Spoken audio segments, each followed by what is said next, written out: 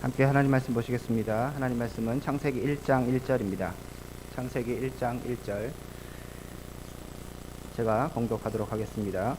태초에 하나님이 천지를 창조하시니라. 아멘. 오늘 말씀은 여러분 너무 잘 아시는 말씀으로 창세기의 시작이고 그리고 성경의 시작이기도 합니다. 오늘은 1장 1절뿐만 아니고 창세기 1장 혹은 2장 그리고 창세기 전반적인 부분들을 좀 살펴보았으면 좋겠습니다. 창세기 1장을 생각할 때 많은 사람들이 실수라면 실수고요. 오랫동안 이 말씀을 묵상하다 보니까 그리고 익숙해지다 보니까 굉장히 너무 이제 집중적으로 그리고 세부적으로 들어가는 경향이 있는 것 같습니다. 그것이 꼭 나쁜 것은 아니지만 창세기 1장 1절 혹은 창세기가 주어진 배경들과 그리고 이 말씀을 첫 번째 받았던 소위 말해서 1차 독자에 대해서 우리가 생각하지 않으면 사실은 이 창세기를 제대로 이해할 수 없을 것 같습니다. 창세기 1차 독자 여러분 잘 아시는 것처럼 우리가 이제 이 창세기부터 해서 모세오경을 모세가 썼다고 믿고 있고 그렇게 알고 있는데 모세가 썼고 모세가 이스라엘 백성들에게 이 말씀을 주었죠. 그 이스라엘 백성들은 어떤 사람들입니까? 지금 출애굽해서 가나안에 들어가고 있는 사람들입니다. 그런 과정 가운데 정확하게 언제 썼는지 그것은 잘 모르겠지만 어쨌든 간에 그런 과정 가운데 있는 출애굽과 그리고 가나안 정복을 앞두고 있는 혹은 그 정복을 실패하고 지금 40년 광야 생활을 하고 있는 그런 이스라엘 백성들에게 이 책이 주어졌습니다. 그런 사람들에게 창조의 어떤 예를 들어서 순서의 중요성이라든지 이것을 통해서 천지 창조가 어떻게 이루어졌는가 그런 이야기들을 하기 위해서 하나님께서 창세기 1장 혹은 창세기 전체를 주셨다고 우리가 보기는 좀 어려운 것 같습니다. 그렇다면 1차 독자들에게 지금 출애굽하고 가나안 땅으로 들어가야 하는 그 사람들에게 이 말씀 창세기 1장의 이 창조의 기사는 도대체 어떤 의미가 있을까요? 그 의미들을 찾아볼 때 우리는 이 말씀을 좀 더 하나님 우리에게 주시고자 하시는 의도를 깨달을 수 있을 것 같습니다. 여러 가지로 살펴볼 수 있는데 몇 가지만 먼저 살펴본다면 하나님께서 지금 출애굽하여서 가나안 땅에 들어가고 있는 이 사람들 과거의 문화, 애굽의 문화 그리고 애굽에서 종되어서 힘들게 살아가고 있던 그 사람들에게 하나님은 아브라함에게 약속하셨던 그 약속을 되새겨주시고 다시 일깨우셔서 그들 가운데 약속의 땅을 제시해 주셨습니다. 그 사람들에게 창세기 1장은 분명하게 중요한 메시지를 던져주고 있습니다. 첫 번째 생각해 볼 수 있는 것이 말씀의 능력입니다. 우리가 익히 말씀은 능력 있고 말씀은 우리 가운데 역사하는 것이고 하나님은 그 말씀의 능력을 통하여서 이 땅을 통치하시고 이 땅을 창조하신다는 것을 알고 있습니다. 창세기 1장에 보면 3절에 이렇게 되어 있죠. 빛이 있으라 했을 때 그 결과는 무엇이었습니까? 실제로 빛이 있었습니다. 이것이 하나님의 약속의 그리고 능력의 말씀입니다.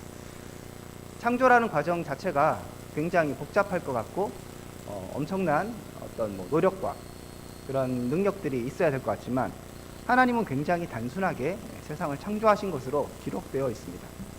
여러 가지 과정, 구체적인 과정들은 우리가 알 수 없지만 하나님은 하나님의 백성들에게 그것을 알려주고 싶으셨던 것이죠. 하나님의 창조 자체 이것들도 큰 문제가 되지 않고 그렇기 때문에 출애굽도 하나님에게는 아무런 문제가 되지 않는 것이죠. 가나안 땅에 들어가게 하는 것도 하나님에게 아무런 문제가 되지 않는 것입니다. 하나님 이 말씀을 통하여서 오늘 창세기 1장을 통하여서 말씀이 얼마나 능력이 있는가 다시 말해서 하나님이 말씀하신 그 말씀이 얼마나 능력 있고 실행력이 있는가에 대해서 분명히 이스라엘 백성들에게 말씀하고 싶으셨을 것입니다. 특별하게 본문에서 계속적으로 반복되는 단어 중에 하나가 그대로 되니라 라는 단어입니다. 하나님이 말씀하셨고 그 말씀은 더 많이 된 것도 아니고 더 적게 된 것도 아닙니다. 인간은 능력은 한계가 있어서 아무리 내가 어떤 것들을 하고 싶어도 그렇게 되지 않을 때가 많습니다. 내가 오늘 100만 원을 벌어야지 한다고 해서 100만 원을 벌 수 있는 것도 아니고 70만 원을 벌 수도 있고 또 운이 좋아서 110만 원을 벌 수도 있습니다. 그것이 어떻게 보면 인간의 한계이죠. 상황과 환경과 그 다음에 운과 여러 가지에 달려 있어서 그것에 영향을 받는 것이 바로 나약한 인간의 모습입니다. 하지만 하나님은 말씀하셨고요. 그 말씀은 100만 원이라고 하면 100만 원입니다. 90만 원도 아니고요. 110만 원도 아니고 101만 원도 아니고 100만 100원도 안 되는 것입니다.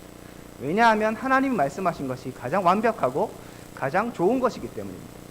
그래서 아시는 것처럼 본문에서 계속적으로 보시기에 좋았다라고 말씀하시죠. 완전했다는 것입니다. 하나님 보시기에 정말로 퍼펙트한 그런 결과물들이 나오고 있는 것을 우리는 확인할 수 있습니다. 이러한 과정을 통해서 이스라엘 백성은 하나님의 능력이 정말 말씀을 통해서 나타나고 이스라엘 백성들에게 하나님께서 계속 주시는 그 약속의 말씀이 얼마나 신실하게 이루어지는가를 배웠어야 했습니다. 물론 그것을 실패했습니다. 그것은 이따가 살펴보도록 하고요. 그렇게 신실하게 하나님께서 약속하신 말씀, 젖과 꿀을 흐르는 가나안 땅으로 내가 보내주겠다 말씀하신 것이죠. 그리고 10가지 재앙 앞에서도 모세에게 분명히 말씀하셨습니다. 바로가 그냥 보내주지 않을 것이다. 하나님 말씀하셨죠. 그대로 되었습니다. 홍해가 앞을 가르고 있었습니다. 분명 두려움이 엄습할 수 있습니다. 하지만 하나님께서 걱정하지 말라고 하셨죠. 가만히 있어서 너의 구원을 보라고 말씀하신 그 하나님의 말씀을 그대로 받아들였다면 이스라엘 백성들은 그렇게 어렵지 않게 가나안 땅에 들어갈 수 있었을 것입니다. 하나님은 창세기를 통하여서, 아니 모세가 이 창세기를 기록하면서 이스라엘 백성들에게 그것을 가르쳐 주고 싶었던 것이죠. 또 10가지 재앙 이런 것들을 통해서도 하나님의 그 말씀 그렇게 예언하시고 모세를 통해서 내일 문제가 있을 거야 하면 그대로 되게 되는 역사가 일어나게 되었습니다. 두 번째로 하나님께서 이 말씀을 주신 이유 여러 가지가 있을 수 있지만 또 애굽 땅의 신들, 이런 신들이 정말 아무것도 아니라는 것들을 보여주시기를 원하셨죠. 애굽의 파라오, 빛의 신, 빛도 하나님께서 창조하셨다는 것을 분명히 보여주셨습니다. 그래서 하나님은 이 땅의 모든 만물들이, 심지어 사람들이 생각하는 신이라고 하는 존재들까지도 하나님의 통치 아래에 있다는 것을 보여주고 싶으셨던 것입니다. 뿐만 아닙니다. 가나안 땅에 들어가게 되면 그들을 유혹하는 많은 신들이 있습니다. 여러분 잘 아시는 바알과 아세라. 그 바알과 아세라 여러분 아시는 것처럼 풍요의 신이죠. 비를 주고 그 땅의 농사를 잘 되게 하는 그런 신들입니다. 그렇게 사람들이 믿고 있었죠. 그런데 오늘 본문을 보니까 창세기 1장을 보니까 그 물 그리고 채소를 내고 어떤 곡식을 내는 것이 누구의 능력이었고 누구로부터 나온 것이었습니까? 창세기 1장 6절에서 13절을 보십시오. 6절에 이렇게 되어 있죠. 하나님이 이르시되 물 가운데 궁창이 있어 물과 물로 나뉘게 하시고 하나님이 궁창을 만든사 궁창 아래의 물과 궁창 위의 물을 나뉘게 하시니 그대로 되니라. 하나님이 궁창을 하늘이라 부르시고 저녁이 되고 아침 되니 이는 둘째 날이라. 하나님이 이르시되 천하의 물이 한 곳으로 모이고 물이 드러나라 하시니 그대로 되니라. 하나님이 물을 땅이라 부르시고 모인 물을 바다라 부르시니 하나님 보시기에 좋았더라. 하나님이 이르시되 땅은 풀과 씨 맺는 채소와 각기 종류대로 씨 가진 열매 맺는 나무를 내라 하시니 그대로 되고 땅이 풀과 각기 종류대로 씨 맺는 채소와 각기 종류대로 씨 가진 열매 맺는 나무를 내리니 하나님이 보시기에 좋았더라. 저녁이 되고 아침 되니 이는 셋째 날이다. 누가 이 땅의 풍요와 누가 이 땅의 비와 물을 다스리시는 분이십니까? 하나님이시죠. 하나님 이것을 통해서 이스라엘 백성들이 가나안 땅에 들어간 후에도 분명하게 하나님의 그 능력으로 보호하시고 인도하시고 다스리신다는 것을 보여주기를 원하셨던 것이죠. 하지만 이스라엘 백성들은 사실은 그 말씀을 제대로 깨닫지 못하고 실패하게 됩니다. 결국 그 창조의 근원, 물과 그리고 이런 세상의 모든 곡식들을 통치하시는 그 하나님을 깨닫지 못한 채 바알과 아세라의 무릎을 꿇게 되는 것을 우리가 또한 볼 수 있습니다. 세 번째로 결국 하나님께서 말씀하셨던 것 계속적으로 언급되고 있지만 하나님은 온 세상을 다스리신 분이라는 것들을 창세기를 통해서 보여주고 계십니다. 특별하게 하나님께서 창세기 12장만부터 창세기를 기록하셨다면 사실 이스라엘 백성들과 가장 밀접한 것은 12장부터입니다.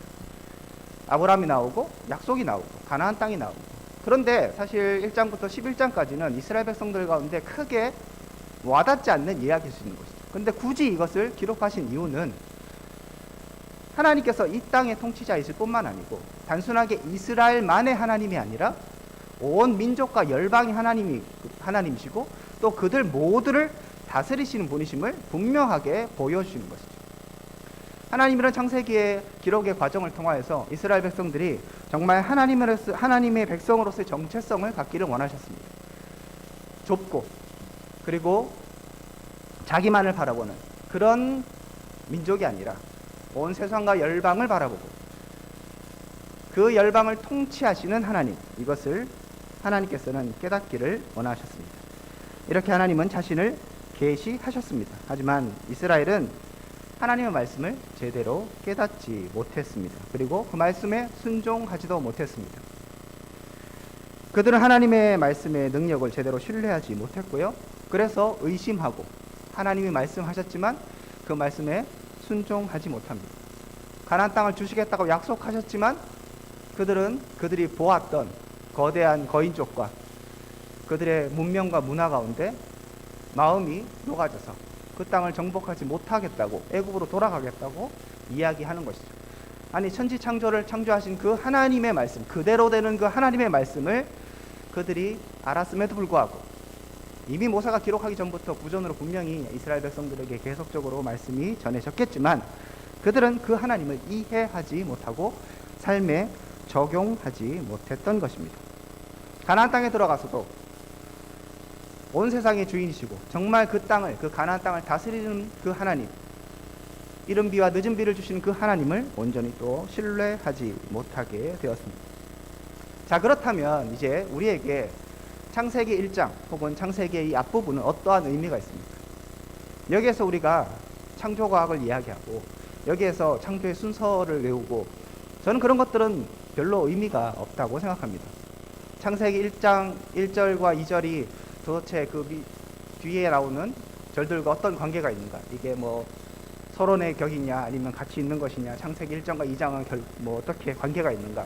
이런 것들은 목회자로서 혹은 또 신학자로서는 충분히 논의할 수 있지만 한 사람의 성도로서 그런 논의들은 우리에게 중요하지 않습니다. 자, 여러분에게도 우리에게도 지금 다시 창세기 1장이 주어져 있습니다. 이 말씀은 우리에게 지금 무엇을 이야기하고 있습니까? 그렇습니다. 이 말씀도 동일하게 지금 출애굽하고 가나안 땅으로 들어가는 그들에게도 말씀하는 것처럼 오늘 우리에게도 무언가 말씀하고 있는 것이죠. 그 중에 하나, 하나님은 이 세상을 통치하신다는 사실입니다. 하나님 역사를 주관하시고 하나님은 이 땅을 창조하시고 그리고 이 땅의 모든 만물들을 자신의 계획에 맞춰서 운행해 가고 계십니다. 사실 우리는 굉장히 어려운 시기를 살고 있습니다. 끝날 것 같았던 이 코로나의 문제는 사실 끝나지 않고 있습니다. 2년이 다 돼가고 있습니다. 제가 일전에 그런 얘기를 들은 적이 있습니다. 여러분도 기억이 나실 것 같은데 코로나 처음에 이제 문제가 되었을 때 그때 한참 떴던 이슈 중에 하나가 2학기에 그러니까 9월 학기 시작 기억하십니까? 지금 3월 학기 시작인데 9월 학기 시작을 해서 우리도 세계의 트렌드에 발맞춰 가자. 이번이 좋은 기회가 아니냐. 막 그런 걸 논의하고 있었습니다. 전제가 무엇입니까? 9월쯤에는 뭔가 문제가 해결되고 그때쯤에는 학기도 시작하고 새롭게 뭔가 변화하고 일들을 진행할 수 있을 거라고 생각해서 그런 논의들을 진행했던 것이죠. 지금 아무도 그런 얘기 하지 않습니다. 왜요? 생각하지 못했던 것처럼 코로나 상황이 퍼져나가고 변이가 발생하고 백신을 맞았지만 돌파 감염이 일어나고 어떻게 될 수 없는 그런 상황입니다. 저도 개인적으로 이번 학기에 대면 수업을 할 것이라고 나름 기대하고 여름에 푹 쉬었다가 큰 낭패를 당하고 있습니다. 이런 상황 가운데 창세기 1장은 우리에게 무엇을 말해주고 있습니까? 그럼에도 불구하고 이 세상은 하나님이 창조하시고 하나님이 이끌어 가신다. 코로나도 하나님이 다스리시고 통치하시고 하나님께서 붙잡고 계시다는 사실들을 우리가 잊지 말아야 하는 것이죠. 눈에 보이는 상황과 어려움들, 그런 것들이 우리의 마음을 어렵게 할 때 그때 다시 한번 마음을 다잡아야 하는 것입니다. 그냥 열심히 하자, 잘 될 것이다가 아니라 다시 말씀으로 돌아가는 것이죠. 그리고 하나님께서 말씀하시는 그대로 적용되는 하나님의 말씀은 능력 있고 온 세상을 통치할 뿐만 아니라 그 말씀이 이루어지면, 선포되면 그 말씀은 그대로 되게 되어 있습니다. 참고로 오늘과 같은 이 시대 가운데 우리에게 필요한 말씀이 무엇입니까? 염려하지 말라는 말씀이죠. 마태복음 6장에 보면 25절에서 34절에 염려에 관해서 이야기합니다.